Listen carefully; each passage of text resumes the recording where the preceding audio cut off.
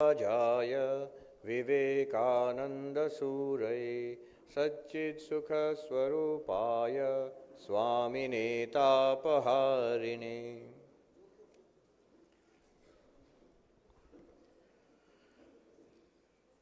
Swami Sarvavidananda Ji Maharaj, the Secretary Maharaj of this very esteemed institution, আমাদের রামকৃষ্ণ মঠ মিশনের আশ্রম হওয়ার আগেও এটা খুবই সুপরিচিত এখানে কলকাতায়, পশ্চিমবঙ্গে, দেশ বিদেশে। ওদের অধ্যক্ষ সম্পাদক মহারাজ এখানকার, তাকে আমি প্রণাম জানাই। তিনি এই ব্যবস্থা করেছেন। আমি আসলে ভারতবর্ষে এসেছি, একটি ইন্টারন্যাশনাল সেমিনার হয়েছিল আমাদের Ramakrishna mission institute of culture goal park, তাদের আমন্ত্রণে। তো একটি প্রোগ্রাম, সেটি হয়ে গেল 18টা প্রোগ্রাম হয়ে গেছে গত 14 দিনের মধ্যে। কিন্তু তাদের মধ্যে সবচেয়ে আগে যোগাযোগ করেছিলেন মহারাজ, আমি আমেরিকায় যখন ছিলাম।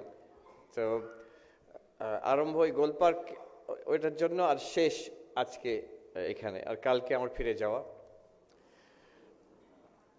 Revered Swami Shastragyanandaji Maharaj, Secretary of the Ramakrishna Mission Ashram, Narendrapur, और खूब बंधुस्थानीय मानुष, a monk of a very high caliber. তার বিষয়ে আমি কিছু বলবো না, অনেক আমাদের অনেক, we go back a long way, প্রায় nearly 30 years. অরিজিৎ বাবু আছেন, শিবাধিশানন্দজি মহারাজ আছেন, dear and revered Mataji present here, monks, devotees. It's a great pleasure to be here this afternoon with you. যে বিষয়টি বলা হয়েছে, আধুনিক বিজ্ঞান ও বেদান্ত স্বরূপের অনুসন্ধান। হু এম আই, আমরা কে, এইটির বিষয়ে এখন, বিশেষ করে এখন বিজ্ঞান, science has become interested. Vedanta তো ইন্টারেস্টেড ছিলই দীর্ঘকাল ধরে। ঠাকুর নিজেই বলছেন যে মানুষ নিজেকে চিনতে পারলে ভগবানকে চিনতে পারে। তাহলে ভগবানকে পাওয়া, যে আমাদের ইতিহাস, আমাদের যে সভ্যতার একটা প্রজেক্ট, হাজার হাজার বছর ধরে project, there is an ultimate reality, তাকে পেতে হবে। কিন্তু সেটা পাওয়ার একটা উপায়, যেটা প্রধান উপায়, সেটাকে পাবো কি করে? বাইরে নয়, ভেতরে। আমি কে সেটা জানতে পারলে ভগবানকে জানা যায়। অতএব স্বরূপের সন্ধান চিরকাল ছিল আমাদের। আরেকভাবে যদি দেখা হয়, ধর্ম দু প্রকারের। এক প্রকার ধর্ম হচ্ছে যে ঈশ্বর আছেন, ভগবান আছেন, তিনি বিশ্ব ব্রহ্মাণ্ড সৃষ্টি করেছেন, এরকম কেন ধারণা হয়? এই জগৎটা দেখছি, এর পেছনে কোনো না কোনো একটা শক্তি আছে, আর সেই ঈশ্বরকে বিশ্বাস করতে হবে, তার উপর নির্ভর হতে হবে, ভক্তি করতে হবে। এই একরকম ধর্ম। বেশিরভাগ ধর্ম কিন্তু এইরকমই। আমাদের হিন্দু ধর্মের মধ্যে যে বৈষ্ণব ধর্ম, তারপরে শাক্ত, শৈব, সবই ঈশ্বর কেন্দ্রিক। এবং ধরুন শিখ যারা ঈশ্বর কেন্দ্রিক, খ্রিস্টান, মুসলিম যারা, ইসলাম, জুডাইজম, সব ঈশ্বর কেন্দ্রিক। এমনকি পাশ্চাত্যে ধর্ম মানেই হচ্ছে ঈশ্বরে বিশ্বাস, এছাড়া তো ধর্ম হয় না। তাই জন্য যখন বৌদ্ধ ধর্ম প্রথম গেল পাশ্চাত্যে, তারা একটু অবাক হয়ে গেল যে how is Buddhism a religion. কিন্তু আমাদের দেশে এটা কোনোদিন সন্দেহ হয়নি। আমাদের দেশে আমরা জানি ধর্ম দু রকমের হতে পারে।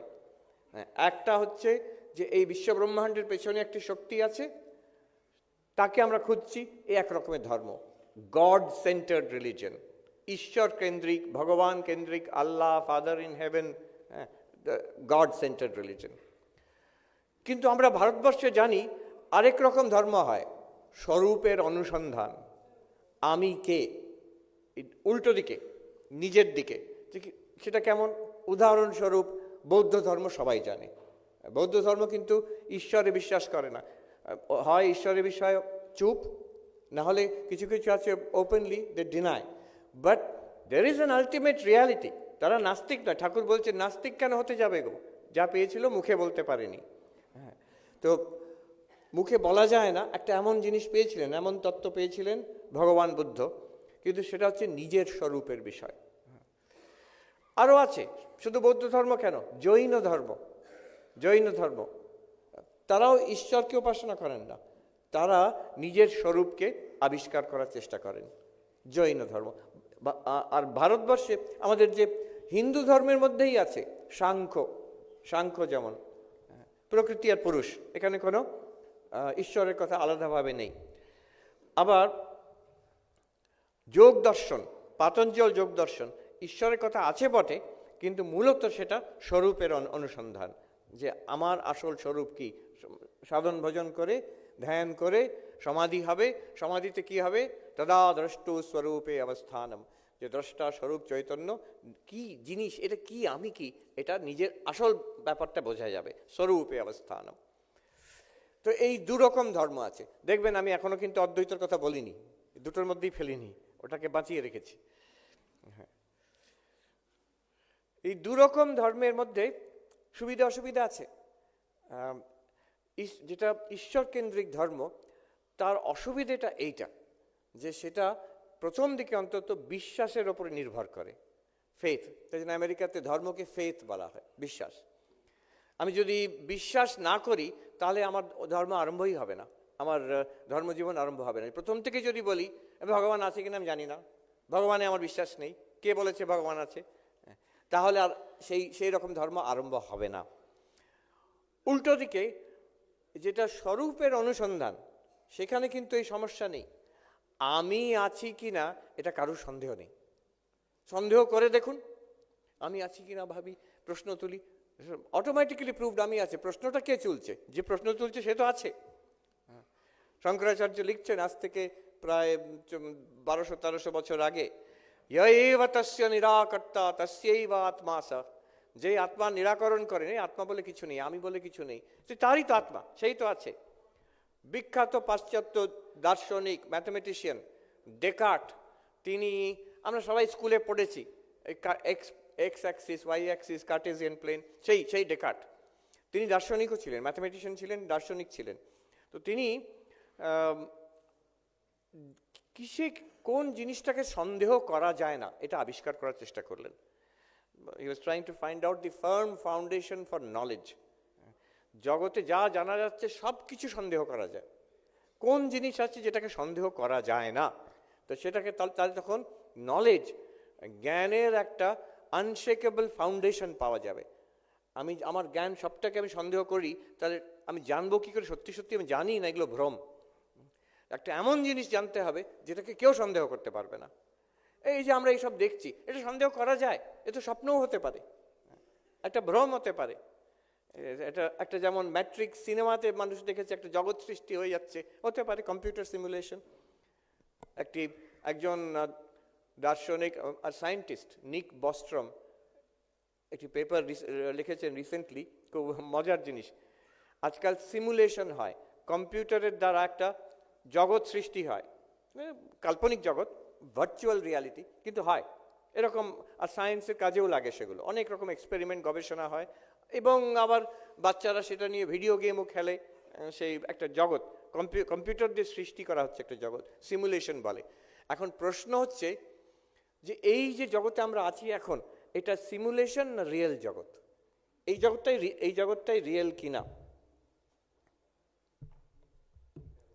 Is this world real or not? আর এই ভদ্রলোক নিক বস্ট্রম তিনি প্রমাণিত করেছেন স্ট্যাটিস্টিক্স দিয়ে যে জগৎটা কখনোই সত্য হতে পারে না, এটা almost certainly this is a simulation. কি করে? উনি বলছেন যে এক একটা সত্যিকারের জগৎ, এখানে কত কম্পিউটার চলছে, অনেকগুলো সিমুলেটেড জগৎ তৈরি হচ্ছে কম্পিউটারের মধ্যে। এখন ভেবে দেখুন এই বিশ্ব ব্রহ্মাণ্ডে কত এরকম সিভিলাইজেশন থাকতে পারে, কত প্রাণী থাকতে পারে অন্য অন্য তারকায়, তার সোলার সিস্টেমে, গ্যালাক্সিতে, তাদের মধ্যে কত উন্নত সিভিলাইজেশন, তাদের মধ্যে কম্পিউটার আছে, তারা হয়তো সিমুলেশন চালাচ্ছে অনেক রকম।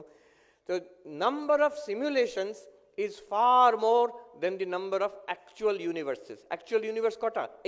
এটা আমাদের অ্যাকচুয়াল ইউনিভার্স, একটা অ্যাকচুয়াল ইউনিভার্স। সিমুলেটেড ইউনিভার্স কটা? লক্ষ লক্ষ কোটি কোটি। তাহলে স্ট্যাটিস্টিক্যালি যদি দেখা হয়, এই যে আমরা অনুভব করছি এই ইউনিভার্সটা, এটা অ্যাকচুয়াল ইউনিভার্স যেটা একটা আছে সেইটা নাকি একটা ওই কোটি কোটি সিমুলেটেড ইউনিভার্সের মধ্যে একটা? স্ট্যাটিস্টিক্যালি দেখতে গেলে almost certainly we are living in a simulation. এটা একটা ইন্টারেস্টিং এক্সপেরিমেন্ট, একটা মেন্টাল এক্সপেরিমেন্ট।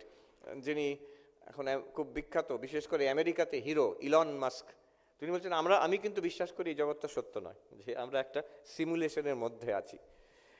কোন জিনিসটাকে আমরা বিশ্বাস করতে পারবো, কোনটাকে সন্দেহ করা যায় না?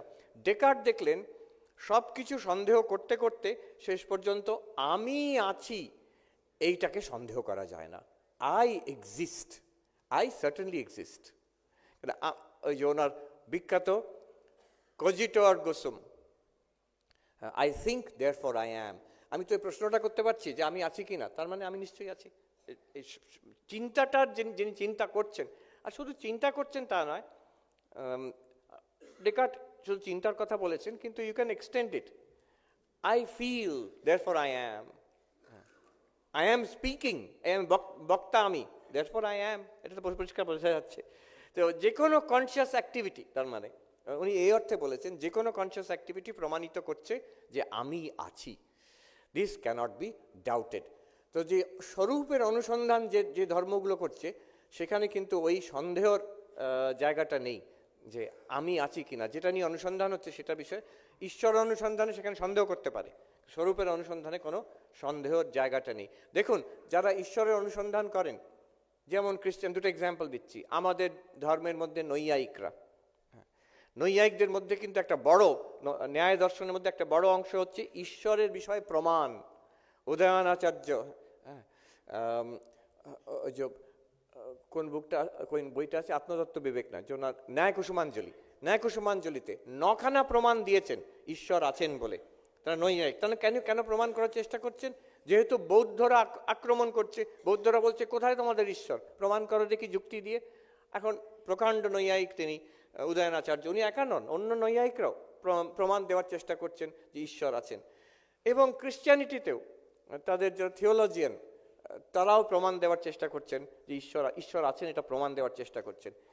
বৌদ্ধ দর্শন, কোন দর্শনে সাধারণ মানুষ কেউ প্রমাণ করতে কখনো চেষ্টা করেনি যে আমি আছি। এটা এত স্বাভাবিক কথা, প্রমাণের কোনো অপেক্ষাই রাখে না। আমি আছি, 10খানা প্রমাণ দেবো আমি। আরে কে প্রশ্নই বা কে করছে? তোমার প্রমাণ দেওয়ার দরকারই বা কি? কেউ প্রশ্ন করছে না। আচ্ছা, তাহলে আমার অস্তিত্ব অসন্দিগ্ধ, কোনো সন্দেহ নেই। কিন্তু সমস্যাটা হচ্ছে, অস্তিত্ব আমি আছি তো জানি, সেইটাই তো সমস্যা ভাই। আমি যে আছি, বেঁচে আছি, নাম আছে থাকলেই ভালো হতো। আমি অনেক সমস্যায় জর্জরিত। দেখুন, ঈশ্বর কেন্দ্রিক যে ধর্ম, ঈশ্বর আছেন কিনা সন্দেহ, কিন্তু ঈশ্বরের কোনো সমস্যা নেই। তিনি সর্বশক্তিমান, সর্বজ্ঞ, সর্বব্যাপী, বিরাট ব্যাপার, তার কোনো সমস্যা নেই। কিন্তু আছেন কিনা এটা সন্দেহ। আর আমরা আছি, কিন্তু আমাদের বহু সমস্যা আছে। আমাদের মানসিক সমস্যা, শারীরিক সমস্যা, টাকা পয়সার সমস্যা, পরিবারের সমস্যা, কাজের সমস্যা, এই যে বায়ু দূষণের সমস্যা, কত রকম সমস্যা আছে। তারপরে আবার যারা অধ্যাত্ম স্পিরিচুয়াল হয়েছেন, তাদের স্পিরিচুয়াল সমস্যা। একে তো বলছি অনেক রকম সংসারের সমস্যা, সেগুলো মিটছে না, তারপরে বলে নাকি আবার ভগবান লাভ করতে হবে, তো আরেকটা সমস্যা ঘাড়ে চাপিয়ে দিল। হ্যাঁ, আবার বলে নাকি সাধন করে মন স্থির করতে হবে, সে আরেকটা সমস্যা। আবার হৃদয়তে ভগবানের জন্য ভক্তি লাভ করতে হবে, সে আরেকটা সমস্যা। এই কত রকম যে সামাজিক, যে সেকুলার আর এবং স্পিরিচুয়াল সমস্যা নিয়ে আমি আছি, কিন্তু জর্জরিত, সমস্যায় জর্জরিত।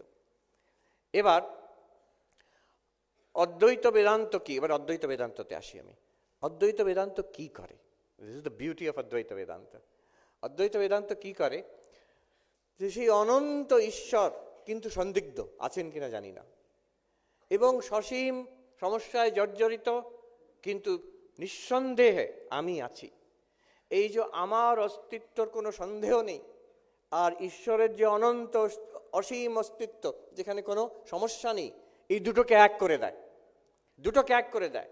বেদান্ত যদি ঠিক করে আমরা ঠিকভাবে আমরা বিচার করে দেখি, তাহলে একটা এমন জায়গায় পৌঁছবো যেটার কোনো সন্দেহ নেই, কেউ সন্দেহ করতে পারবে না, আর সমস্যাও নেই, সন্দেহ নেই আর সমস্যাও নেই। আর সেটা কে? সেটা আমি, সেটা আপনি। আমার আপনার মধ্যে এমন একটি অস্তিত্ব খুঁজে পাবো সেটা বিষয়ে কোনো সন্দেহ করা যাবে না, আর সেখানে কোনো সমস্যাও নেই। সেটা এমন জায়গা যেখানে গিয়ে, যেমন ঠাকুরের যে আমরা সবাই পড়েছি, ক্যান্সার হয়ে মারা যাচ্ছেন, সেখানে হরি মহারাজ জিজ্ঞেস করছেন যে আজকে কেমন আছে, বড় কষ্ট, খেতে পারি না বলছেন। আর হরি মহারাজ বলছেন যে আমি তো দেখছি আপনি মহা আনন্দে আছেন। আর ঠাকুর বলছেন শালা ধরে নিয়েছে। তার মানে হচ্ছে যে দেখুন, একটা লেভেলে সেই সমস্যা রয়ে গেল, শরীর আছে, ক্যান্সার আছে, শরীর যাবে, কিন্তু তাতে তার কোনো চিন্তা নেই, তার কোনো দুঃখ নেই। কেন? তিনি একটা এমন লেভেলের একটা এমন জিনিস ধরতে পেরেছেন যা তার কাছে যেটা পরিষ্কার, সেখানে তিনি মহা আনন্দে আছেন, তার কোনো সমস্যা নেই সেটা। আর সেটা শুধু ঠাকুরের নয়, হরি মহারাজের, শুধু হরি মহারাজের নয়, আমাদের সবাইকার। It's true for all of us. আমাদের মধ্যে একটি এমন জিনিস আছে যাকে ধরলে আমাদের সব সমস্যার পারে আমাদের যাওয়া যায়। সেইটাই হচ্ছে অদ্বৈত বেদান্ত বলছে তত্ত্বম আসি। এবার দেখুন, তৎ মানে সেই ব্রহ্ম, সেই ভগবান, ঈশ্বর কেন্দ্রিক ধর্ম যেটা ত্বম মানে তুমি, যেটা স্বরূপের অনুসন্ধান কেন্দ্রিক যে ধর্ম, যেমন বৌদ্ধ ধর্ম, জৈন ধর্ম, সাংখ্য, হ্যাঁ, এইসব। এবার অদ্বৈত কি বলছে? তত্ত্বমসি, তৎকেন্দ্রিক ভগবান কেন্দ্রিক ধর্ম তারা যেখানে পৌঁছবে, আর বৌদ্ধ, জৈন, সাংখ্য স্বরূপ সন্ধানে যারা আছে তারা যেখানে পৌঁছবে, দুটো এক জায়গা, দুটো একই জায়গা। এবং দুটোর যে অ্যাডভান্টেজ একসঙ্গে পাবো আমরা, অসীম ঈশ্বরের অ্যাডভান্টেজ আর অসন্দিগ্ধ বিয়ন্ড এনি ডাউট স্বরূপ আমি আছি, এটার অ্যাডভান্টেজ। আর দুটোর যে সমস্যা আছে, দুটো অ্যাপ্রোচের সমস্যা। ঈশ্বর কেন্দ্রিক অ্যাপ্রোচের সমস্যা কি? বিশ্বাস সহজে হয় না। আর স্বরূপ সন্ধানের যে এটা সমস্যা কি? তো স্বরূপ আছে নো ডাউট, কিন্তু বিশ্বাস তো আছেই, কিন্তু অনেক সমস্যা আছে এতে। এই সমস্যাটা থাকবে না, সন্দেহটাও থাকবে না। ঈশ্বরের অনন্ত অসীম সেটার সুযোগটা আমরা পাবো, এবং আমার যে অসন্দিগ্ধ এক্সিস্টেন্স সেটার অ্যাডভান্টেজটা আমরা পাবো। This problem free, infinite, indubitable, beyond any doubt, এই রিয়ালিটি, এটাই আমি, এটা বুঝতে পারবো। দিস ইজ অদ্বৈত বেদান্ত। এটা একটা অদ্বৈত বেদান্তকে দেখার একটা নতুন দিক, একটা যেন সমগ্র ধর্মের জগৎটাকে স্ক্যান করে তারপর দেখা যাচ্ছে এখানে অদ্বৈত বেদান্তের যে ইউনিকনেসটা, যে স্পেশালিটিটা। আসলে অধ্যাত্ম, স্পিরিচুয়ালিটি যার জন্য আমরা এখানে এসেছি, এটা কি করতে পারে, এটা ব্যাপারে একটা পরিষ্কার ধারণা হওয়া চাই। এটা কি করতে পারে আর কি করতে পারে না। What can spirituality do for us and what spirituality cannot do for আস।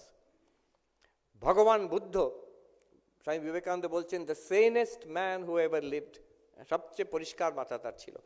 তিনি এটাকে পরিষ্কার এটার জবাব দিয়েছেন। স্পিরিচুয়ালিটি মানে কি, কি লাভ, আর কি করতে পারে আর কি করতে পারে না।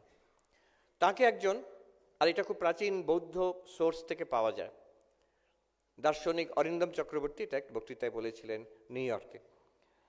তো তিনি বলছেন, একজন ভিক্ষু ভগবান বৌদ্ধকে প্রশ্ন করছেন, আমার একটা প্রশ্ন আছে, কি বলো? যে আপনি বলেছিলেন জগতে দুঃখ আছে, জন্ম মৃত্যু জরা ব্যাধি, মৃত্যু জরা ব্যাধি, ব্যাধি শরীর খারাপ আছে, দুঃখ, জরা বার্ধক্য দুঃখ, আর মৃত্যু আছে, সবচেয়ে বড় ভয় মানুষের, জীব মাত্রের ভয় মৃত্যু। ভগবান বুদ্ধ বললেন, হ্যাঁ আছে। এবার আপনি বলেছিলেন এই দুঃখের পারে যাওয়া যায়, হ্যাঁ, দুঃখ থেকে নির্বাণ হতে পারে, এটা আপনি আবিষ্কার করেছেন কি করে? বোধি লাভ করলে, হ্যাঁ, যে তৃষ্ণার পারে গেলে তারপরে বোধি লাভ করে একটা এমন জিনিস পাওয়া যায় যাতে আপনি দুঃখের পারে চলে যেতে পারেন। ভগবান বুদ্ধ বললেন, হ্যাঁ ঠিক বলেছি। তো প্রশ্নটা কি? তো প্রশ্নটা হলো, আপনি তো এগুলো শিক্ষা দিলেন আর আপনি বোধি লাভ করেছেন, আমরাও আপনার শিক্ষা মতন চলছি, কিন্তু দুঃখ তো যাচ্ছে না। এই আমাদের মধ্যে তো সবাই আমরা বুড়ো হচ্ছি, আমাদের মধ্যেও তো রোগ শোক আছে, আমাদের মধ্যে ভিক্ষুদের মধ্যেও তো কয়েকজন মারা গেছে, আর আপনিও তো ভগবান বুদ্ধ, আপনাকেও তো দেখছি যে আপনি বৃদ্ধ হচ্ছেন আস্তে আস্তে। আমরাও তো দেখছি মাঝে সাঝে আপনার শরীর খারাপ হয়, আর এ তো সম্ভব নিশ্চয়ই কিছুদিন পরে আপনার হয়তো শরীর চলে যাবে। তাহলে রোগ, বার্ধক্য, মৃত্যু আপনারও আছে, আমাদেরও আছে, সাধারণ মানুষেরও আছে। তাহলে আমাদের এত যে সাধনা করছি, যে দুঃখের পারে তো যেতে পারলাম না। তো ভগবান বুদ্ধ বললেন যে শোনো, দুঃখ কেমন জানো? একটা তীর বিদ্ধ হলে যেমন কষ্ট হয় মানুষের ফার্স্ট, তারপরে ভাবো আরেকটা তীর যদি এসে লাগে, দ্বিতীয় তীর, সেকেন্ড অ্যারো, কেমন কষ্ট তার জ্বালা হবে। হ্যাঁ তাই তো। এবার প্রথম তীরটা হলো যে জগৎ, আমাদের জীবনে যা সব ঘটে, এটা হচ্ছে this is the first arrow. বার্ধক্য আসবে, কোভিড আসবে, আমাদের প্রিয়জন তারা চলে যাবেন, তাদের মৃত্যু হবে, এইসব, এগুলো হচ্ছে ফার্স্ট অ্যারো। এবং সেকেন্ড অ্যারো, যে দ্বিতীয় তীরটা লাগলো, সেটা হচ্ছে আমাদের reaction to that first arrow. আমরা এটাকে কিভাবে নেব, আমাদের কি অনুভব হবে, আমাদের কি প্রতিক্রিয়া হবে, this is the second arrow. আচ্ছা তাই। এবার অধ্যাত্ম কি করে? এই যে সেকেন্ড অ্যারোর থেকে যে দুঃখ কষ্টটা যেটা হয়, এটা ফার্স্ট অ্যারোর থেকে অনেক বেশি। জগৎ যা আমাদের দিকে ছুটছে তাতে কষ্ট হয় ঠিকই, কিন্তু real pain, real suffering, real agony is our reaction to it. তাই কি? সত্যি কি তাই? যে কোনো ডাক্তার জানেন, অনেকেই জানে, ডাক্তাররা বিশেষ করে, তারা তো অনেক পেশেন্ট দেখেন, তারা সবাই জানেন একটা মারাত্মক রোগ ডায়াগনোসিস হয়েছে, হয়তো টার্মিনাল, মারা যাবে সে লোকটা, কি শান্ত ধীর স্থিরভাবে মেনে নিল, আচ্ছা ঠিক আছে। একটা ছোট জিনিস হয়েছে, হ্যাঁ, এমন কিছু নয়, এমন রিয়াকশন হয়েছে যেন সবাইকে ব্যস্ত করে ছাড়ছে। কার কষ্ট বেশি? যে মারা যাবে, সিরিয়াস রোগ হয়েছে, হ্যাঁ, সে কিন্তু ধীর স্থিরভাবে সেটাকে সামলে নিচ্ছে। আর যার একটু কিছু হয়েছে, এমন কিছু নয়, সে তুলকালাম কাণ্ড করছে। কার কষ্ট বেশি হচ্ছে? এই দ্বিতীয়, এর কষ্ট বেশি হচ্ছে। অ্যান্ড বিকজ অফ রোগের জন্য নয়, নিজের রিয়াকশনের জন্য। কষ্টটা আমাদের মনের মধ্যে হয়, কষ্টটা সত্যি বাইরে হয় না, কষ্টটা দেহতেও হয় না, রিয়াকশনটা মনের মধ্যে হয়। অনুভব করি দুঃখ আছে আমাদের মনের মধ্যে, সেই মনের মধ্যে যে দুঃখ, the reaction caused by the second arrow, ভগবান বুদ্ধ বলছেন আমি তোমাদের যা শিখিয়েছি সেটা ওই দ্বিতীয় যে তীরটা লেগেছিল তার যে কষ্টটা, সেটা মিটিয়ে দেবে, সেটার থেকে তোমরা মুক্তি পেয়ে যাবে। প্রথমটা থাকবে কিন্তু। এবার দেখুন ঠাকুরের কেসে অ্যাপ্লাই করুন। ঠাকুরের কি ক্যান্সার ঠিক হয়ে গেল? তিনি তো নিশ্চয়ই ব্রহ্মজ্ঞ, তিনি না হলে আর কে হবে? কিন্তু তার স্পিরিচুয়ালিটি, এত স্পিরিচুয়ালিটি, ওশান, ভাব সমুদ্র তিনি, তার জন্য কি ক্যান্সার ঠিক হয়ে গেল? না। তার জন্য কি ক্যান্সারের যে বলছেন কষ্ট হচ্ছে, এটা কি মিথ্যে কথা বলছেন? না। বলছেন আমি খেতে পারি না, ওটা কি মিথ্যে কথা বলছেন? না, সব ঠিক। যেমন একটি ক্যান্সার পেশেন্টের হবে তারও হচ্ছে, কিন্তু তফাৎটা কোথায়? তার কি তিনি পেয়েছেন যার জন্য তিনি বলতে পারছেন আনন্দে আছে? যেমন বলছে না উনি, আমি দেখছি তো আপনি আনন্দে আছেন, সে বলছে শালা ধরে নিয়েছে, তার মানে ঠিক আমি আনন্দে আছি। আসল ব্যাপার হচ্ছে আমি আনন্দে আছি। হ্যাঁ, আমাদের সাধারণ মানুষকে যদি জিজ্ঞেস করা হয় শরীর খারাপ হয়েছে, তোমার কি কষ্ট হচ্ছে? হ্যাঁ হচ্ছে। সত্যিই কষ্ট হচ্ছে? বলছি তোরে বাবা কষ্ট হচ্ছে। কিন্তু এইরকম ব্রহ্মজ্ঞানীদের জিজ্ঞেস করা হয় আপনার কি কষ্ট হচ্ছে? বলবে হ্যাঁ হচ্ছে। সত্যি কষ্ট হচ্ছে? বলবে না। না, সত্যি বলতে গেলে ঠিক আছে। এই যে সত্যি বলতে গেলে গভীরে আমি ঠিকই আছি, কিছুই আমার হয়নি, এটা সত্যি সত্যি সত্যি বলতে পারছি উইথ কনফিডেন্স, আনন্দে আছি, মহাপুরুষ মহারাজের এরকম অনেক ঘটনা আছে। একবার কাশিতে তার তো হাঁপানি ছিল, সারা রাত হাঁপানি হয়েছে, কিন্তু সকালবেলা প্রশান্ত। কেউ এসে জিজ্ঞেস করলো যে মহারাজ কেমন আছেন? তো মহারাজ বলছেন, কাল রাতে বাবা বিশ্বনাথ এসে দুটিকে আলাদা করে দিয়েছে। দুটিকে আলাদা করে দিয়েছে। দুটিকে আলাদা মানে তাহলে শরীর আর তার কষ্ট একদিকে, মনে প্রশান্তি, কিন্তু দুটিকে আলাদা করে দিয়েছে। আমি যে আলাদা শরীর নই, মন নই, এটা এই জ্ঞানটাও মনের মধ্যে আসা দরকার, তাহলে শান্তি এসে যায়। আরেকবার বেলুড় মঠে এখানেই, তখন অনেক বৃদ্ধর খুব শরীর খারাপ। একবার এরকম প্রায়ই হতো, রাত্রিরে ঘুম হতো না, হাঁপানি তাকে, যেমন হাঁপানির পেশেন্টের হয়, বসিয়ে রাখা হতো বালিশে ভর করে, ওই রকম হয়েছে। সকালবেলা সাধুরা প্রণাম করতে এসে জিজ্ঞেস করেছেন, মহারাজ আজকে আপনি কেমন আছেন? বলছেন, খুব ভালো বাবা, খুব ভালো আছি। তারা একটু চমকে গেছে, খুব ভালো মানে? আমরা তো কত খবর পেলাম এরকম শরীর খারাপ, আমরা তো শুনলাম মহারাজ আপনার তো রাত্রিরে কষ্ট হয়েছে, ঘুম হয়নি, এরকম হাঁপানি। তখন মহারাজ যেন চমকে উঠেছেন, ও তুমি শরীরের বিষয়ে জিজ্ঞেস করছো? একেবারেই ভালো না, একেবারে ভালো না।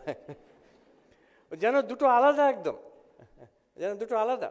এই মহারাজ বললেন শিক্ষানন্দজির কথা, ঘটনাটি বললেন, শরীর আর আমি ভালো আছি। শরীরের ওনার লিভার ক্যান্সার হয়েছিল, খুব কষ্ট, শরীর চলে গেল, কিন্তু আমি ভালো আছি। এইটা কি করে হয়? স্বরূপের অনুসন্ধান, এটা হচ্ছে ফল। সেটার বিষয়ে আমরা একটু দেখবো আজকে। এখন বিজ্ঞানের দিক থেকে এটা ইন্টারেস্ট এসছে। এটাতে কেন এসেছে? কনসিয়াসনেস স্টাডিজ বলে একটি সাবজেক্ট, মাল্টিডিসিপ্লিনারি সাবজেক্ট। তাতে ডাক্তাররাও আছেন, ব্রেন সায়েন্টিস্ট আছেন, নিউরো সায়েন্টিস্টরা আছেন, তাতে সাইকোলজিস্টরা আছেন, কম্পিউটার সায়েন্টিস্ট আছেন, দার্শনিক আছেন, লিঙ্গুইস্ট আছেন, মানে সারা অনেকগুলো ডিসিপ্লিনের লোক তার মধ্যে ইনভলভড। তো এটাতে ইন্টারেস্ট কেন হয়েছে? তার কারণ হচ্ছে এখন নতুন নতুন টেকনোলজি বেরিয়েছে। কয়েকটা কারণ আছে। একটা কারণ হচ্ছে নতুন নতুন টেকনোলজি বেরিয়েছে, বিশেষ করে বলে ফাংশনাল এমআরআই, এফএমআরআই স্ক্যান। তো আমাদের ব্রেনের মধ্যে কি কি হচ্ছে সেটা স্ক্যান করে দেখাতে পারে তাদের ইনস্ট্রুমেন্টে। তো আমাদের যে বিভিন্ন রকম অনুভব হচ্ছে, এই আমরা দেখছি, শুনছি, হাসছি, কষ্ট পাচ্ছি, আনন্দ হচ্ছে, ব্রেনের মধ্যে parts of the brain which light up, নিউরনসের মধ্যে ইলেকট্রিক্যাল অ্যাক্টিভিটি হচ্ছে, সেগুলোকে quite accurately you can track those. এবার তাতে কি হলো? তাতে এই যে আমরা জানতে চাইছি যে আমাদের এই যে অনুভব হচ্ছে, চেতন অনুভব হচ্ছে, আমরা চেতন সবাই, আমাদের সবাইকার বোধ আছে, এই উই আর কনসিয়াস আমরা সবাই।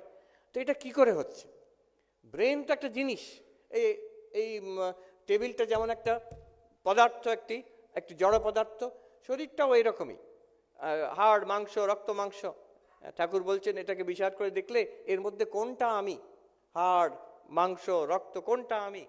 ঠিক তেমনই ব্রেন, এটা তো একটা লিভিং ম্যাটার। তো এর থেকে চেতন অনুভব কি করে হচ্ছে? বাকি সব তো আমরা বুঝতে পারি যে এটা কেমন। যেমন একটা গাড়ি তৈরি হচ্ছে, অ্যাসেম্বলি লাইন। তো একদিকে দেখলাম আমরা র মেটেরিয়ালস কি পার্টস এলো, আর প্রত্যেকটা স্টেজে গাড়িটা কি করে তৈরি হচ্ছে আমরা দেখতে পারি। শেষ পর্যন্ত অ্যাসেম্বলি লাইন, ফ্যাক্টরি থেকে গাড়িটা বেরিয়ে গেল। At every step it is observable কি হচ্ছে। কিন্তু যদি বলি আমরা ব্রেন থেকে কনসিয়াসনেস হচ্ছে, তাহলে সেখানে একটা সমস্যা হয়ে যায়। আমরা অবজার্ভ করছি, এখন নতুন নতুন টেকনোলজি, স্ক্যানিং টেকনোলজি দিয়ে ব্রেনের মধ্যে কি হচ্ছে অবজার্ভ করা যায়। শেষে কি অবজার্ভ করছি? Fine electrical activity in the brain.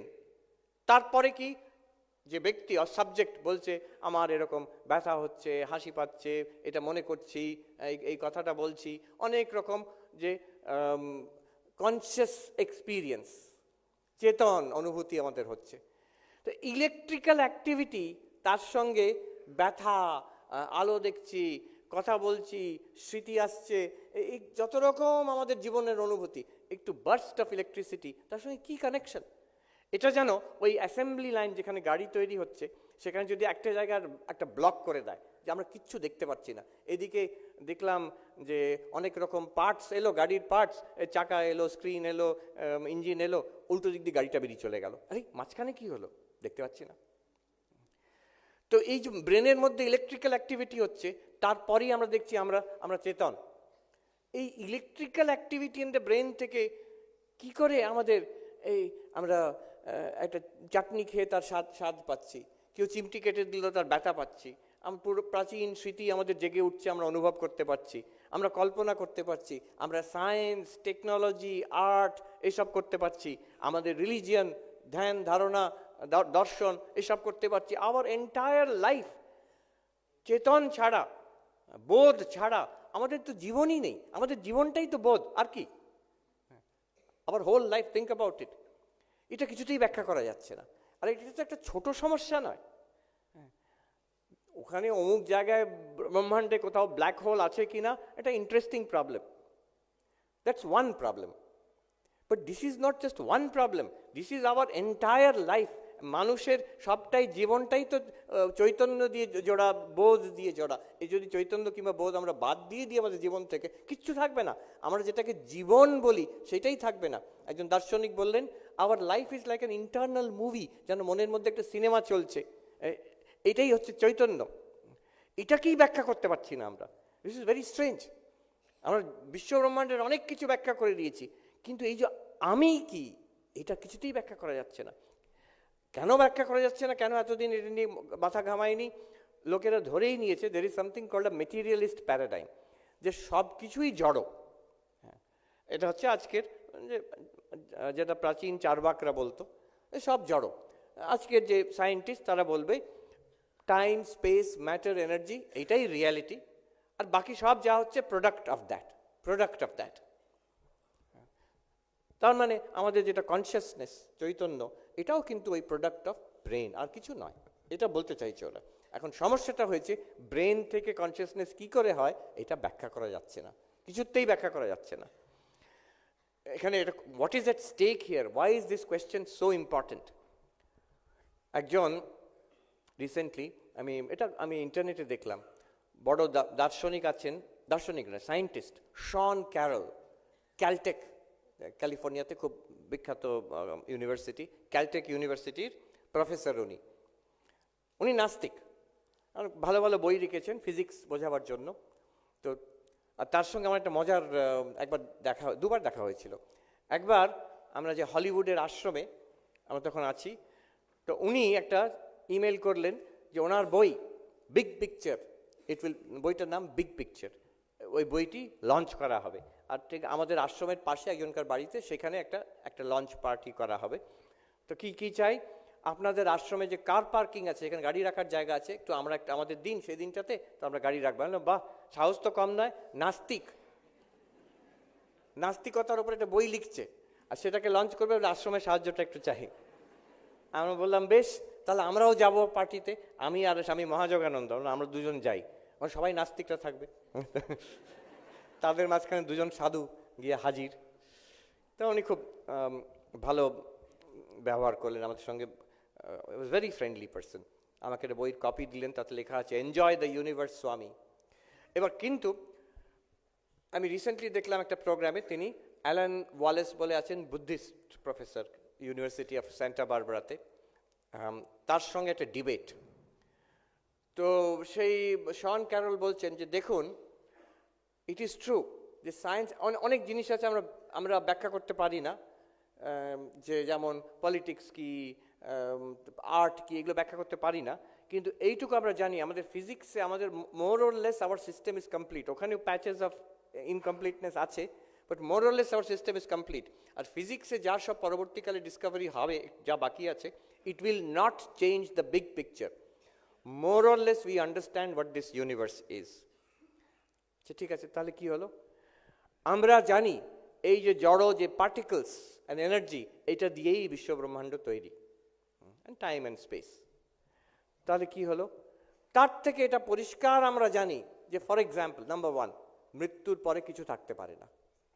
এই দেখুন জড়বাদীর যে কনক্লুশন, যদি আমরা এটাকে মেনে নিই, তাহলে হবে মৃত্যুর পরে কিছু থাকে না।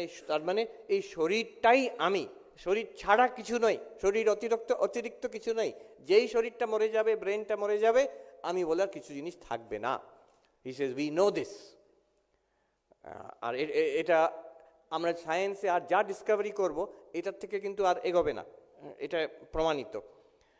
এটা বিরাট বড় দাবি। এটা যদি সত্যি হয় তাহলে সব আমাদের যে দর্শন, ধর্ম, স্পিরিচুয়ালিটি সব কিছুই কিন্তু একটা ইলিউশন, এগুলো কিন্তু সত্যি নয়। এখানেই সব শেষ, মরে যাবে, ব্যাস শেষ হয়ে গেল সব কিছু। তো কী প্রশ্ন হতে পারে সেখানে? ওনার কথা শুনে আমার মনে হলো, আমি হলে ওনাকে জিজ্ঞেস করতাম যে আপনার ভাষাটা শুনুন, ক্যারল সাহেব আপনার ভাষাটা শুনুন। উই নো, আই নো, এই যে আই নো, আমি জানি, এটা কি? আমি জানছি, আপনার অনুভব হচ্ছে? উনি বলছেন হ্যাঁ নিশ্চয়ই অনুভব হচ্ছে। এই অনুভবটাই বা কি? উনি বলবেন তখন এটা তো ব্রেন। তা অনুভবটা ব্রেন কি করে এটা দেখিয়ে দিন একটু। সে দেখানো যাবে না, সেটা জানি না আমরা। সেখানে ওরা বলছে প্রমিসারি মেটেরিয়ালিজম, আমাদের একটু সময় দিন, আমরা দেখিয়ে দেবো। হ্যাঁ, 25 বছর 50 বছর সময় দিন, আমরা প্রমাণ করে দেবো consciousness is the brain. This is the position না, ইটস প্রমিসারি মেটেরিয়ালিজম। 1998 একটা বড় ডিবেট, একটা বড় চ্যালেঞ্জ হয়েছিল between probably one of the leading neuroscientists in the world, Christoph Koch, আর একজন দার্শনিক ডেভিড চার্মাস। এই দুজনকার মধ্যে একটা চ্যালেঞ্জ হয়েছিল 1998 নাগাদ, 99 নাগাদ। কি চ্যালেঞ্জ? 25 বছরের মধ্যে আমরা প্রমাণ করে দেবো, ক্রিস্টফ কক বলছেন, সায়েন্টিস্টরা আমরা প্রমাণ করে দেবো যে consciousness is nothing but brain. We will reduce consciousness to the brain. Brain দিয়েই কনসিয়াসনেসের ব্যাখ্যা করে দেবো আমরা। আর ডেভিড চার্মাস বললেন কখনো সম্ভব নয়, কখনোই সম্ভব নয়। আপনি যে একটা অবজেক্টিভ জিনিস দিয়ে সাবজেক্টিভলি ব্যাখ্যা করার চেষ্টা করছেন, এটা ইন প্রিন্সিপল সম্ভব নয়। আই ডোন্ট কেয়ার তোমার সায়েন্স যতই এগিয়ে যাক, it will explain objective thing in terms of another objective thing. তা সম্ভব নয়। সায়েন্টিস্ট বললেন 25 বছরের মধ্যে কিন্তু আমরা ব্যাখ্যা করে দেবো। এই কয়েক মাস আগে কেউ সব ভুলে গেছিল, কেউ মনে করালো ওদের 25 বছর হয়ে গেছে। কে কে জিতলো? তো নিউ ইয়র্ক ইউনিভার্সিটি একটা মিটিং হলো, আমি সে থাকতে পারিনি, কিন্তু আমার শোনার খুব ইচ্ছে ছিল। ক্রিস্টফ কোক আর ডেভিড চার্মাস আর অন্য অন্য সায়েন্টিস্ট, দার্শনিকরা, তারা মিটিং করে ইউনানিমাস ডিসিশন, আমরা ব্যাখ্যা করতে পারিনি। 25 বছর হয়ে গেছে, নিউরোসায়েন্স তখন যা এগোচ্ছিল তার থেকে আরও অনেক এগিয়ে গেছে, কিন্তু কনসিয়াসনেস, হোয়াট ইজ কনসিয়াসনেস, সেটা ব্যাখ্যা করার দিকে কোনো প্রোগ্রেসই নেই। There is no progress.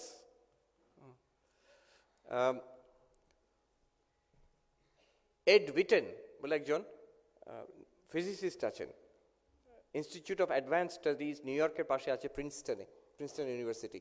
সেখানে একসময় আইনস্টাইন কাজ করতেন, গোডেল কাজ করতেন, ভন নয়ম্যান, আরও অন্যরকম নাম করা যারা নোবেল প্রাইজ উইনার সায়েন্টিস্টরা কাজ করতেন, এখনও যে টপ সায়েন্টিস্টরা ওখানে কাজ করে। ওটা একটা বিখ্যাত ইনস্টিটিউট, আমি দেখতে গেছি, পাশেই আইনস্টাইনের বাড়ি আছে। আর তাদের কীরকম, সেখানে তুমি যাবে, তুমি থাকবে, শুধু মাইনে পাবে, আর কি দায়িত্ব? কোনো দায়িত্ব নেই। পড়াতে হবে না, কিছু পেপার লিখতে হবে না, তুমি শুধু থাকো। অবশ্য এমন লোককে নেয় যে যারা ফাঁকি দেবে না। আইনস্টাইন তো আর ফাঁকি দেবে না, তো এমন লোককে নেওয়া হয়। সে ইনস্টিটিউটটা খুব বেশ মজার জায়গা। সেখানে যে আরম্ভ যখন হয়েছিল দ্বিতীয় বিশ্বযুদ্ধের আগে, দুজন জুইশ কাপল তারা টাকা দিয়েছিলেন। তারা বললেন, তখন প্রিন্সটন ইউনিভার্সিটি খুব ছোট, কেউ জানতো না পৃথিবীতে, তখন তো ইউরোপেই সব বড় বড় কাজ হতো। তো তখন তারা বললেন যে আমরা টাকাটা দিচ্ছি, একটা সবচেয়ে ভালো ভালো সায়েন্টিস্টদের নিয়ে আসুন। তো যিনি ডাইরেক্টর তিনি বললেন, এরা তো বিজনেসম্যান, এরা তো বোঝে না সায়েন্সের ব্যাপার, ভালো সায়েন্টিস্ট মানে বলছে পৃথিবীর সবচেয়ে ভালো সায়েন্টিস্টকে নিয়ে আসুন এখানে। বলে পৃথিবীর ভালো সায়েন্টিস্ট হচ্ছেন আইনস্টাইন। বলে বলুন না ওকে দেখে আসবেন কিনা। তো ওরা বলে আর মহা মুশকিল, উনি কেন এখানে আসতে যাবেন। তো প্রপোজাল দেওয়া হলো। সেই সময় হিটলারের অত্যাচারের জন্য আইনস্টাইন পালাবার চেষ্টা করছিলেন। যেই চিঠিটা এলো বলে হ্যাঁ আসবো। তো তখন তিনি লিখে পাঠালেন, কিন্তু আমি পুরো আমার পরিবার সহ আসবো এখানে, আমি জার্মানি থেকে পালাতে চাই, এতটা মাইনে দিতে হবে। তো ডাইরেক্টর এক্সাইটেড হয়ে ছুটে গেছেন সে জুইশ কাপলের কাছে, বলছেন যে আপনারা, উনি আসবেন কিন্তু এইরকম মাইনে চাই। তো বলে নাকি সেই ভদ্রলোক যিনি ডোনার, তিনি এইটাকে নিয়ে যে মাইনে লিখেছিলেন আইনস্টাইন ইনটু 3 করে দিলেন, 3 ছুঁড়ে দিলেন, বলে তোকে নিয়ে এসো, 3 গুণ ধার করে দিয়ে। তার পরবর্তীকালে আইনস্টাইন এলেন, পৃথিবীর বেস্ট ম্যাথমেটিশিয়ানকে জিজ্ঞেস করলো, গোডেলকে নিয়ে এসে উনি এলেন, এরপর এরা সবাই আসতে আরম্ভ করেছে। আর পাশে ইউনিভার্সিটির যারা যারা প্রফেসর, যাদের পড়াতে হয়, পেপার লিখতে হয় আশেপাশে, তারা হিংসাতে নাম দিয়েছিল ইনস্টিটিউট অফ অ্যাডভান্স স্টাডিজ, তার নাম দিয়েছিল তারা ইনস্টিটিউট অফ অ্যাডভান্স স্যালারি। সেখানে এখন যিনি সবচেয়ে বিখ্যাত ফিজিসিস্ট এড উইটেন, তাকে জিজ্ঞেস করা হয়েছিল এই কনসিয়াসনেস বিষয়। তিনি একটা সুন্দর মন্তব্য করেছিলেন।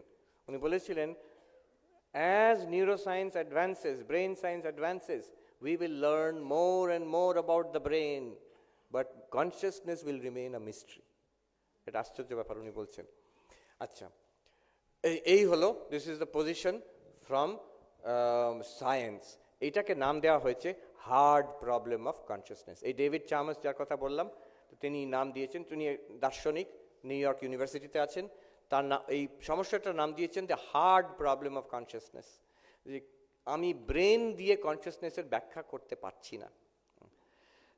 একজন দার্শনিক তিনি বলছেন, হার্ড প্রবলেম কিছুই নয়, প্রথমে তো তোমরা জড়বাদী, তোমরা ধরে নিয়েছো যে ব্রেন থেকে কনসিয়াসনেস হচ্ছে, এবার ব্যাখ্যা করতে পারছি না, অতএব হার্ড প্রবলেম। কিন্তু হার্ড প্রবলেম নয়, আমরা তো conscious, we are already conscious, are the world is appearing to us. এই ওয়ার্ল্ডটা কি, এটাই সমস্যা, এটা যেন উল্টো দিক থেকে দেখা। আচ্ছা, এটা রইল hard problem of consciousness, brain ইত্যাদি ইত্যাদি, এগুলো বাদ দিয়ে এটা দেখলাম আমরা। সায়েন্স কেন interested, why is science interested in this? যেহেতু ব্রেন সায়েন্স অনেক এগিয়ে গেছে, এতদিন ধরা ছিল, মেনেই নেওয়া হয়েছিল ব্রেন থেকে কনসিয়াসনেস হয়, এতটা ব্রেন সায়েন্স এগোচ্ছে, অথচ আমরা বুঝতে পারছি না কি করে কনসিয়াসনেস হয়। So this is one interesting area, ওদের খুব গবেষণা এই নিয়ে খুব ইন্টারেস্ট।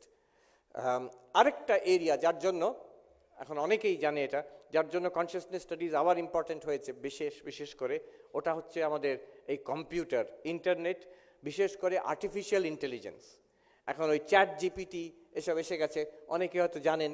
হ্যাঁ, তো এমন জিনিস আবিষ্কার হয়েছে যেটা মানুষ, আমরা যা করতে পারি, এতদিন ভাবছিলাম মানুষের যেগুলো স্পেশালিটি, সেটা ওই কম্পিউটার করে দিচ্ছে এখন।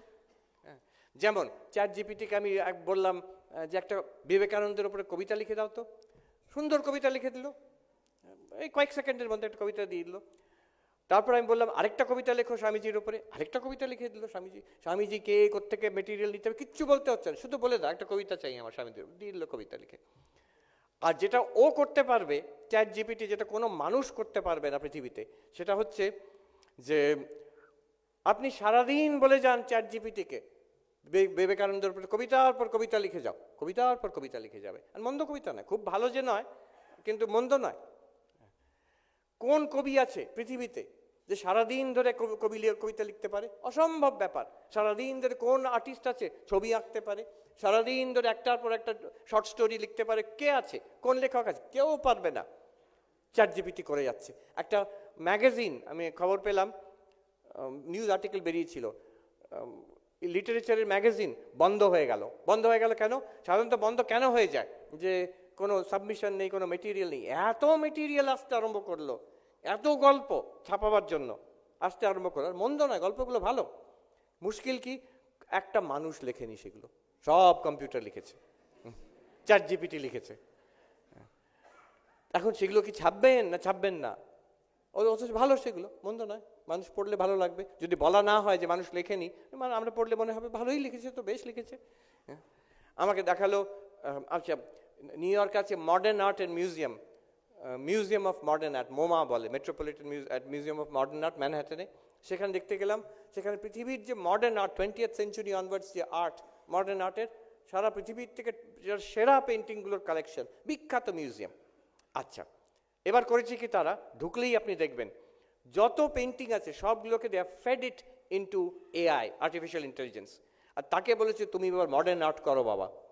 সে একটা বিরাট স্ক্রিন দিয়ে দেওয়া হয়েছে, আর সারাক্ষণ 24 আওয়ার্স এ ডে সে নতুন নতুন মডার্ন আর্ট সৃষ্টি করে যাচ্ছে। আর কি আর্ট আমি বুঝি না অত মডার্ন আর্ট, কিন্তু গিয়ে দাঁড়িয়ে দেখলে বেশ ভালোই লাগে। অনেক যারা ভিজিটার সব হাঁ করে, আমিও 2 মিনিট হাঁ করে তাকিয়ে রইলাম, করে যাচ্ছে সে। তো সেটা আর্ট কি আর্ট নয়, হু নোজ। নাও আমি এগুলো কেন বলছি, দেখুন এখানে একটা জিনিস, দিস এআই সে গল্প লিখতে পারছে, কবিতা লিখতে পারছে, আর্ট করতে পারছে, আর এবং এইসব সৃষ্টিমূলক কাজ ছাড়াও মানুষের অনেক কোম্পানিতে এখন সে এআই কাজ করছে। এখন আমি দেখলাম এয়ারলাইন টিকিট বুকিংয়ে যে আসে কোয়েশ্চেন আনসার যে বট থাকে, সেটাও আজকাল সব কিছু এআই পাওয়ার্ড।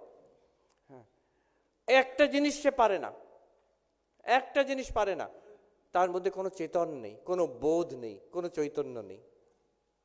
এখন প্রশ্নটা হলো এই, আপনি কম্পিউটার দিয়ে you are able to simulate all the capacities of the human mind, সৃজনশীল ক্রিয়েটিভিটি। আমরা ভাবতাম এটা হচ্ছে the unique capacity of human mind, হয়তো বা কোনো even higher animals don't have it, only human beings have it. তার মধ্যে সবচেয়ে রিফাইন যে হিউম্যান বিং, তারাই কবি হবে, তারাই লেখক হবে, তারাই আর্টিস্ট হবে। কবি, আর্টিস্ট, লেখক সব একসঙ্গে খিচুড়ি করে সেই চ্যাটজিপিটি করে দিচ্ছে। তাহলে যেটা আমরা ইউনিকলি হিউম্যান ভাবতাম, সেগুলো তো কম্পিউটার করছে এখন, আর ভালোই করছে, কিন্তু কনসিয়াস নয়। দের ইজ নো কনসিয়াসনেস দেয়ার, কোনো বোধ নেই, চৈতন্য নেই, চেতন নেই তার মধ্যে। তাহলে আপনি জানলেন কি করে মহারাজ? আমাকে জিজ্ঞেস করতে হবে না, যারা এই সিলিকন ভ্যালিতে এগুলোকে সৃষ্টি করছে তাদের জিজ্ঞেস করুন যে মশাই আপনার এআই এটা কি কনসিয়াস, ইজ ইট অ্যাওয়্যার, এর কি বোধ আছে, চেতন আছে? আমরা চেতন, তার মধ্যে কিছু চৈতন্য আছে? ওরা বলবে না, বলবে না মশাই কি বলছেন, আমাদের কোনো ধারণাই নেই যে চৈতন্যটা ব্যাপারটা কি, how to model that, how to reproduce that artificially, artificial কনসিয়াসনেসটা কি হতে পারে। ন্যাচারাল কনসিয়াসনেসটা কি, এটাই আমাদের ধারণা নেই। আর্টিফিশিয়াল কনসিয়াসনেস কি হতে পারে, we have no idea at all. Now my question is this, আমাদের দার্শনিক প্রশ্ন হলো এইটা, যে মনের আমাদের প্রত্যেকটা অ্যাক্টিভিটি আমরা রেপ্লিকেট করতে পারছি by this artificial intelligence, but not consciousness. তার মানে কনসিয়াসনেস একটা ইউনিক জিনিস, যেটাকে কিন্তু অবজেক্টিভলি রেপ্লিকেট করা শক্ত শুধু নয়, আমরা বুঝতেই পারছি না। প্রবলেম ইটসেলফ একটা ট্র্যাকশনই পাচ্ছি না, একটা কিছু পথ পেলে তো ডেভেলপ করবে, পথই পাওয়া যাচ্ছে না to understand what is consciousness. This is very unique. তার মানে ফিজিক্যাল তো নয়ই কনসিয়াসনেস, নট ব্রেন। এআই করছে কি, মাইন্ডকে রেপ্লিকেট করছে, but you cannot replicate consciousness. যদি করতে পারছো না, তার মানে consciousness is also not mind. মনের থেকেও আলাদা কনসিয়াসনেস, মনের যে ক্ষমতাগুলো। স্যান ফ্রান্সিসকোতে গেলে দেখবেন গাড়ি, ড্রাইভারলেস কার, এআই চালাচ্ছে গাড়ি। আপনার পাশে এসে গেল, কোনো ড্রাইভার নেই, কখনো কোনো প্যাসেঞ্জার নেই, গাড়ি চলছে, আপনিও চালাচ্ছেন, ও চালাচ্ছে পেছনে, আর আপনার থেকে ভালো চালাচ্ছে সে। তো এতটা করতে পারছে, but not conscious, not at all conscious.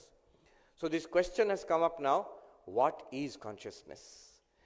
Professor Evan Thompson, professor of philosophy, British Columbia, University of British Columbia, Vancouver, তিনি একটি বই লিখেছেন, ওয়েকিং ড্রিমিং বিইং।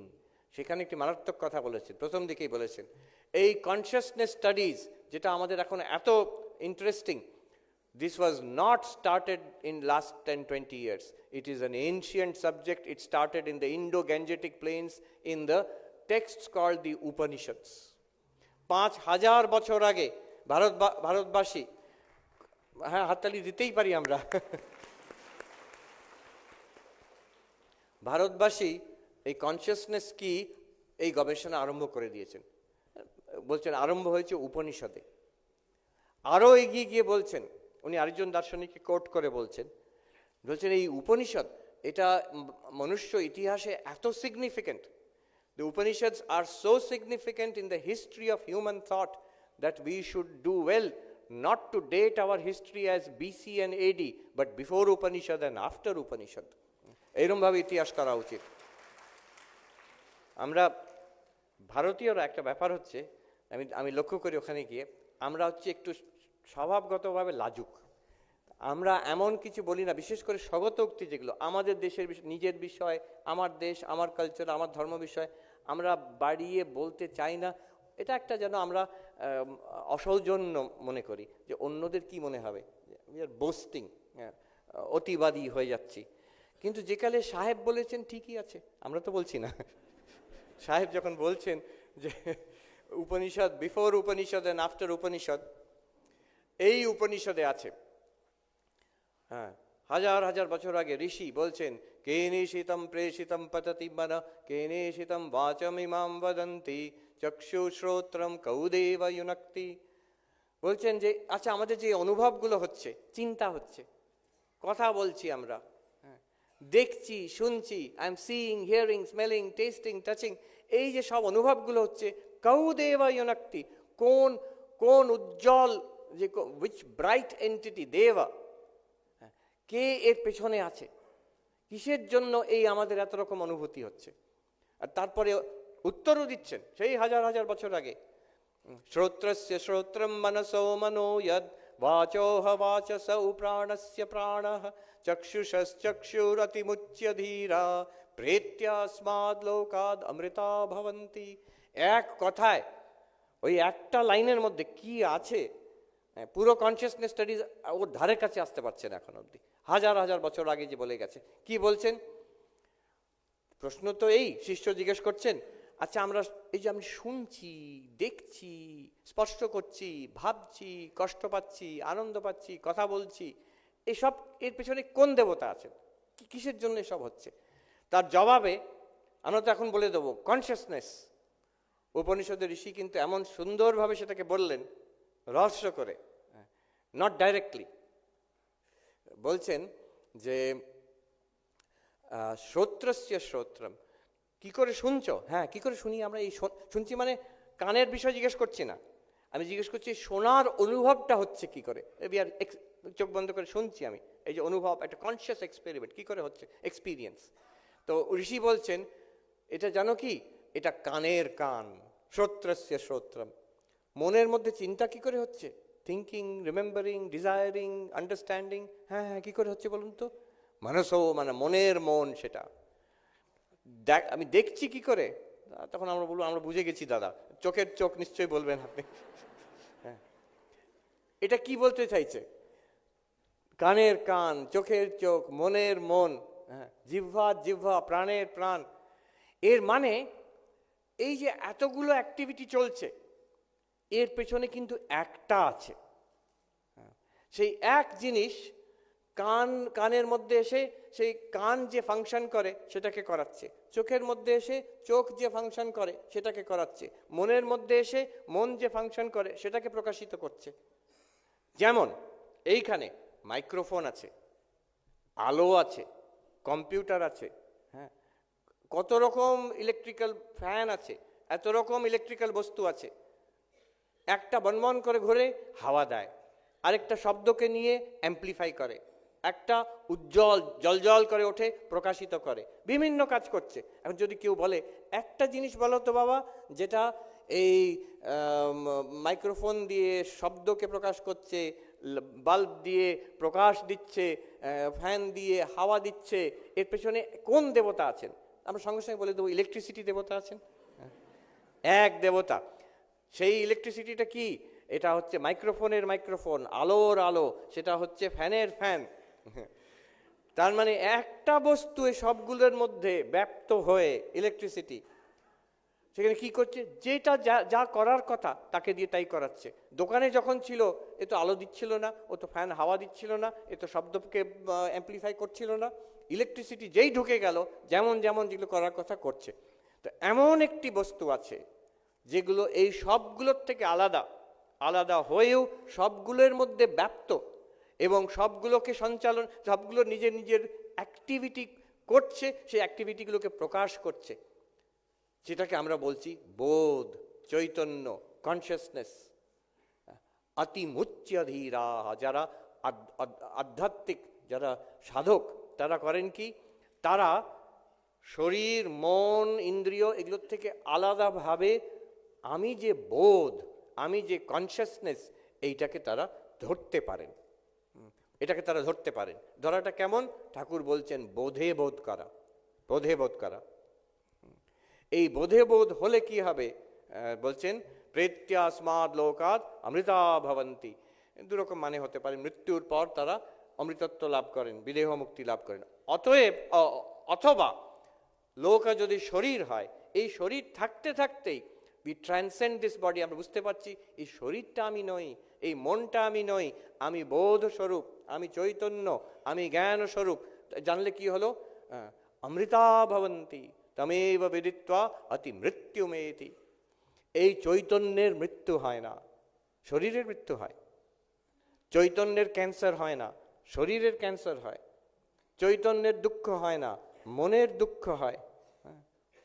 চৈতন্যের ক্ষুধা হয় না, প্রাণের মধ্যে ক্ষুধার অনুভব হয়।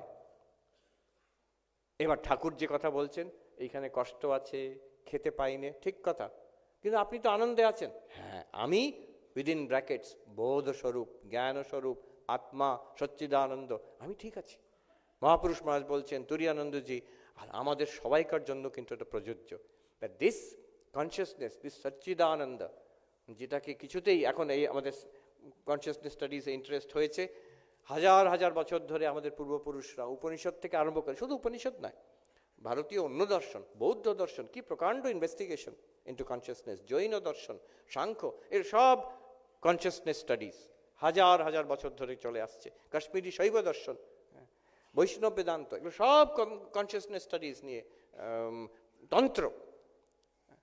তো there is a tremendous amount of study about consciousness in our philosophy, আর তার প্র্যাকটিক্যাল ইউজ, এটা শুধু থিওরি নয়, এটা শুধু দর্শনের বইয়ের মধ্যে, প্রাচীন সংস্কৃত পুঁথির মধ্যে আছে তা নয়, হাজার হাজার বছর ধরে এর গবেষণা প্রয়োগ হচ্ছে আমাদের জীবনে। কত যে এরা সাধক, এরা কি, এরা কনসিয়াসনেস সায়েন্টিস্ট। যারা সাধক সাধিকা আমাদের দেশে বিভিন্ন ধর্মের হয়েছে, বিভিন্ন সম্প্রদায়ের হয়েছে, দে আর সায়েন্টিস্ট, দে আর কনসিয়াসনেস স্টাডিজের সায়েন্টিস্ট। তারা করে, আবিষ্কার করে, নিজে নিজে উপলব্ধি করে তার ফলটাও পেয়েছেন। অতি মৃত্যু মেয়েটি, this is something, this is the central project of Indian civilisation বলা যেতে পারে। এই যে প্রজেক্ট, এর নাম হচ্ছে মোক্ষ প্রজেক্ট, নির্বাণ প্রজেক্ট, মুক্তি প্রজেক্ট, কৈবল্য প্রজেক্ট। ওই প্রজেক্টে আমরা সবাই ভাগিদার, আমরা তাই জন্য এখানে এসেছি। We are all part of that. Maharaj আগে প্রথমেই তত্ত্বসারায়ণজি বলে গেলেন যে মোক্ষ তাঁর ঠাকুরের স্বরূপ। তিনি ঘটনাটা পুরো বললেন না, সেখানে একবার মাকে একজন জিজ্ঞেস করেছেন, একজন সাধু, শ্রী শ্রী মায়েরই মন্ত্র শিষ্য, তিনি মাকে জিজ্ঞেস করছেন, বলছেন যে মা, আমার মুক্তি চাইনে, আমি আপনার সঙ্গেই থাকবো।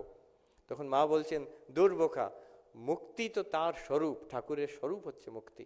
হ্যাঁ, তো এই আমরা ঠাকুরকে পাবো মানে আমরা মুক্তিই পাবো। শিব মোক্ষ ধনেশ্বরম আদি গুরুম, স্তোত্রতে বলা হচ্ছে ঠাকুর কে, তিনি হচ্ছেন আদি গুরু, গুরুদেরও গুরু তিনি। আর তিনি কি দিতে এসছেন? শিব মোক্ষ। শিব মানে সর্বদুঃখের পারে, অসপিশিয়াস যে মুক্তি, সেটা আমাদের দান করতে এসছেন, যেটা আমরা খুঁজছি। প্রণমামি গদাধর ব্রহ্মপরম, আমরা ঠাকুরকে প্রণাম করি, গদাধর ব্রহ্মপরম, মাকে প্রণাম করি, স্বামীজিকে প্রণাম করি, যা তাদের আশীর্বাদে যেন এই মুক্তি এই জীবনেই আমরা পাই। এই বোধস্বরূপ যে আমরা অহম ব্রহ্মাস্মি, এই জ্ঞান আমাদের এই জীবনেই হয়ে যাক। ওম শান্তি শান্তি শান্তি। হরি